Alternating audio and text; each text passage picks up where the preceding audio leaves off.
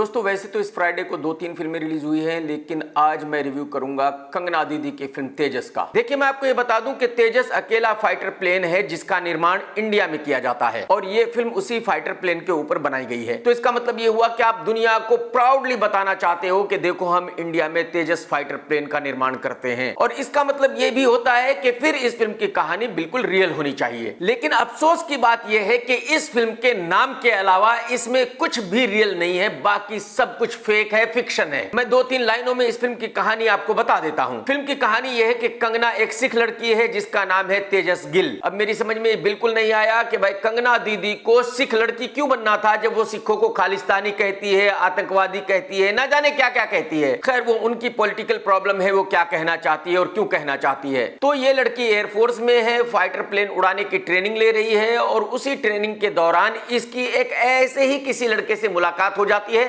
वो भी वहां ट्रेनिंग ले रहा है और वो कुछ डायलॉग बोलकर इसको सुनाने लगता है। इसके बाद एक हीरो की एंट्री होती है जिसकी शक्ल पर देखा नहीं जाता, जो नाला सुपारा का सुपरस्टार हो सकता है। अब ये लड़के को फिल्म में इतना बड़ा स्टार दिखाया गया है कि भाई लड़कियां जहां भी इसको देखती हैं बेहोश होकर गिर जाती हैं और ऐसे सीन देखकर फिल्म देखने वालों को खूब हंसी आती है। अब अगर आपको फिल्म में कोई हीरो इतना बड़ा स्टार दिखाना था तो कम से कम किसी बड़े स्टार से रिक्वेस्ट की जाती, उससे 2-4 सीन करा लिए जाते। लेकिन जाहिर सी बात है कंगना दीदी की रिपुटेशन इतनी जबरदस्त है बॉलीवुड में कि कोई एक सीन भी नहीं करेगा। अब ये लड़का हर 2-3 सीन के बाद कंगना दीदी के लिए एक गाना गाने लगता है। अब अचानक एक शाम को कंगना दीदी अपनी माँ, अपने फादर, अपने बॉयफ्रेंड, पूरी फैमिली के साथ मुंबई के ताज होटल के एक रेस्टोरेंट में बैठी डिनर कर रही है। अचानक वहां आतंकवादी घुस आते हैं, गोलियां चलाने लगते हैं। जो मुंबई ताज पर हमला हुआ था ये सीन वहां से उठाया गया है। अब आतंकवादी चारों तरफ से गोलियां बरसा रहे हैं और रेस्टोरेंट में जितने भी लोग थे वो सब मारे जाते हैं। आप यकीन मानिए कि मक्खी और मच्छर भी जिंदा नहीं बचता, लेकिन भाई साहब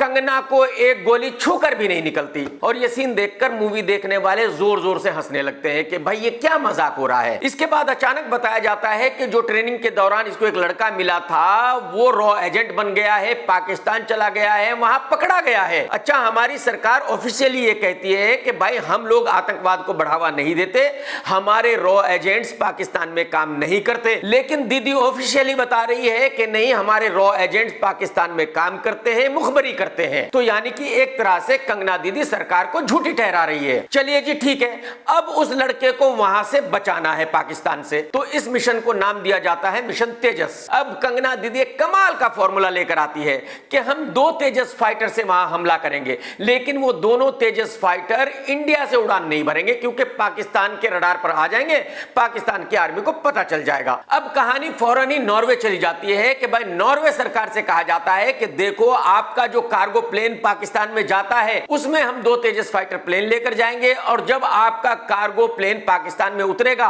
तो हम तेजस फाइटर्स को उसके अंदर से निकालेंगे और पाकिस्तान पर हमला कर देंगे और उस लड़के को बचा लेंगे। अब इस फिल्म के बनाने वालों से यह पूछा जाए कि भाई साहब नॉर्वे सरकार इंडिया की मदद क्यों कर रही है और जबरदस्ती फालतू में। भाई नॉर्वे का पाकिस्तान से कोई झगड़ा नहीं है, नॉर्वे के और पाकिस्तान के बीच में कोई जंग नहीं चल रही है, ना ही इंडिया और नॉर्वे की कोई ऐसी दोस्ती है, तो फिर नॉर्वे इंडिया की हेल्प क्यों करेगा। लेकिन फिल्म के डायरेक्टर और दीदी ने कहा कि भाई ये तो हमारी फिल्म है ना, हम जो चाहे दिखाएंगे, आपको देखनी है तो देखिए, नहीं देखनी है तो आपकी मर्जी है। अब ये पूछा जाता है कि भाई ये जो 2 तेजस फाइटर प्लेन है ये नॉर्वे में कैसे पहुंचे, तो बताया जाता है कि वो 2 फाइटर प्लेन तो नॉर्वे में कम से कम 10 साल से खड़े हुए हैं। ठीक है भाई, दीदी की फिल्म है, उसकी मर्जी है, जो मर्जी है दिखाएगी। अब कंगना दीदी इस कार्गो प्लेन में उन 2 तेजस फाइटर प्लेन्स को छुपा देती है और अपने एक दोस्त के साथ उसमें चढ़ जाती है। ये कार्गो प्लेन बिना किसी वजह के पाकिस्तान के एयरपोर्ट पर उतर जाता है। अब पाकिस्तान की आर्मी कार्गो प्लेन में जाती है, चेक करती है, उनको कुछ दिखता नहीं है। अब पाकिस्तान के एयरपोर्ट पे पुलिस है, आर्मी है, रडार्स है, सब कुछ है, लेकिन कंगना और उसकी दोस्त इन दोनों तेजस फाइटर जेट्स को उस कार्गो प्लेन से निकाल लेती है और भाई साहब मिनटों में एक पर्दा लगा देती है। उस पर्दे के पीछे ये दोनों जेट्स खड़े हैं। तो सारा पाकिस्तान अंधा हो चुका है और किसी को वो दिखते नहीं है। अब ये दोनों लड़कियां पाकिस्तान के एयरपोर्ट से भागती है और वहां पहुंच जाती है जहां उस लड़के को बंधक बनाया हुआ है, और वहां कम से कम 200-300 आतंकवादी भी है फुल असलहे के साथ। ये दोनों लड़कियां वहां हमला कर देती है, उन सबको मार देती है, लड़के को छुड़ा लाती है और उस लड़के को लेकर फिर एयरपोर्ट पर आ जाती है। अब भाई साहब पाकिस्तान की आर्मी इन दोनों के पीछे लग चुकी है, लेकिन ये दोनों लड़कियां अपने फाइटर प्लेन में बैठती है और उड़ जाती है। अब पाकिस्तान में जाकर हमला करना और वापस आना तो हमारे एक्टरों के लिए बाएं हाथ का काम है। भाई 2-3 बार तो सनी देओल जाकर आ चुका है, 2-3 बार विद्युत जामवाल जाकर आ चुका है, और अब कंगना दीदी भी जाकर आ गई है। मतलब कहने का यह है कि शायद नेपाल जाकर वापस आना मुश्किल हो सकता है, लेकिन पाकिस्तान जाकर वापस आना चुटकियों का काम है। अब यहां तक की कॉमेडी सुनकर आपको समझ आ गया होगा कि ये फिल्म कैसी है, लेकिन भाई साहब यहां से आगे बहुत बड़ी कॉमेडी है। अब जिस लड़के को ये छुड़ा कर लाई है वो बताता है कि भाई राम मंदिर पर पाकिस्तानी आतंकवादी हमला करने वाले हैं। अब मुझे आप बताइए कि भाई राम मंदिर अब तक बना नहीं है, राम मंदिर की ओपनिंग नहीं हुई है, लेकिन आतंकवादियों ने राम मंदिर पर हमला करने का प्लान भी बना लिया है, बल्कि हमला कर दिया है। अब कंगना दीदी अपने फाइटर प्लेन में बैठी रहती है, उड़ाती रहती है और भाई बातें करती है, ये करना है, वो करना है, मेरा मिसाइल फंस गया है, नहीं चल रहा है, लेकिन मैं मिसाइल चला दूंगी, आप फिक्र मत करना। और दूसरी तरफ एक पाकिस्तानी आतंकवादी दिखाया गया है, मुल्ला। वो एक दीवार के पास खड़ा है और अगले 25 मिनट वो सिर्फ यही कह रहा है, मैं हिंदुस्तान को बर्बाद होते हुए देखना चाहता हूं, मैं हिंदुस्तान को बर्बाद होते हुए देखना चाहता हूं, मैं हिंदुस्तान की तबाही देखना चाहता हूं। भाई साहब अगले 25 मिनट इस आतंकवादी ने कोई दूसरा डायलॉग नहीं बोला, कोई दूसरी जगह ये नहीं गया, उस दीवार के पास ही खड़ा हुआ है। और ये जगह कहीं पाकिस्तान में है।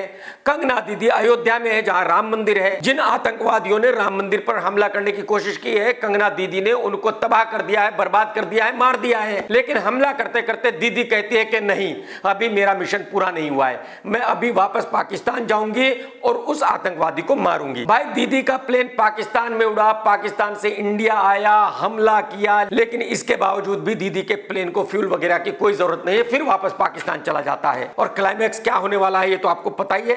भाई दीदी कहां हार मानने वाली है, दीदी जाती है और उस आतंकवादी को खत्म कर देती है। वाह वाह दीदी, वाह वाह, क्या बात है। अब मेरी समझ में ये नहीं आता कि भाई इंडिया को इतनी बड़ी एयरफोर्स रखने की क्या जरूरत है, इतनी बड़ी मिलिट्री रखने की क्या जरूरत है, जब अकेली कंगना दीदी ये सब कुछ कर सकती है, पाकिस्तान का नामो निशान मिटा सकती है, तो कंगना को ये ठेका दे दो, बात खत्म। अच्छा कमाल यह है कि राम मंदिर बनकर तैयार होगा कुछ महीनों के बाद, जनवरी में ओपनिंग होगी, लेकिन कंगना दीदी ने आतंकवादियों को अभी से प्लान बता दिया है कि उनको राम मंदिर पर कैसे हमला करना है। चलिए मैं मानता हूं कि भाई कंगना दीदी की मर्जी है, वो कुछ भी फिल्म बनाए और कुछ भी लोगों को दिखाए, लेकिन मेरी प्रॉब्लम यह है कि भाई राम मंदिर जो तैयार भी नहीं हुआ, आप उस पर हमले की बात क्यों कर रही है?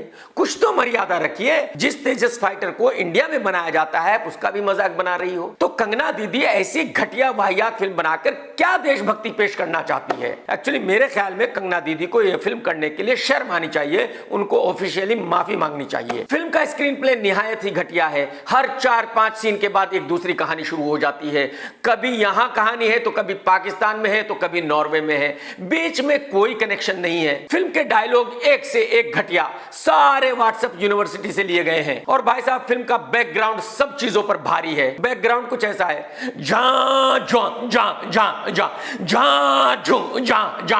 तो डायरेक्टर को पता चला होगा कि वो बेचारा तो एक देशभक्ति की फिल्म बनाना चाहता था, लेकिन ये हॉरर फिल्म बन गई है, तो जाहिर सी बात है बैकग्राउंड म्यूजिक भी हॉरर जैसा ही होना चाहिए। फिल्म में 3-4 गाने भी है और एक से एक वाहियात है। इस फिल्म के एक्शन सीन इतने घटिया हैं कि मैं गारंटी के साथ कह सकता हूं कि मराठी फिल्मों में एक्शन इससे बढ़िया होता है। और वीएफएक्स कितना घटिया है उसकी तो बात ही मत पूछिए। एक्टिंग की बात करूं तो पिछली 20 फिल्मों में कंगना ने सेम एक्टिंग की है। इसका मतलब यह है कि कंगना दीदी को जो एक्टिंग आती थी वो कंगना दीदी भूल चुकी है। फिल्म में और भी बाकी बहुत सारे एक्टर हैं छोटे छोटे रोल्स में, उन्होंने अपने रोल्स को ठीक ठाक निभाया है। डायरेक्शन की बात करूं तो क्या कहूं, ये भाई साहब सिर्फ अपने सपनों में डायरेक्टर है।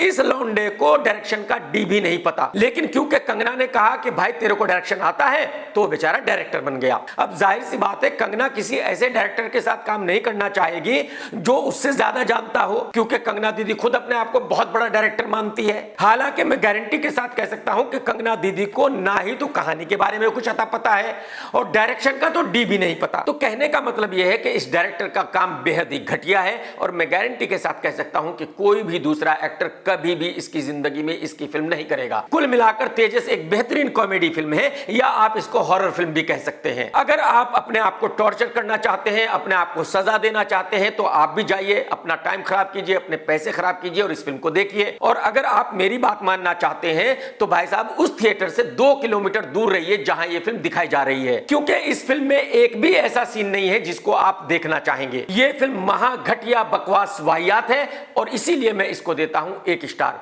और मेरी बिजनेस रेटिंग रहेगी 0, क्योंकि मेरे ख्याल में यह फिल्म 5-6 करोड़ से ज्यादा का लाइफ टाइम बिजनेस नहीं कर सकती और यह दीदी की बैक टू बैक फ्लॉप होने वाली 14th फिल्म है। टेक केयर दोस्तों, tata bye bye, love you, जय हिंद, वंदे मातरम, सत्यमेव जयते।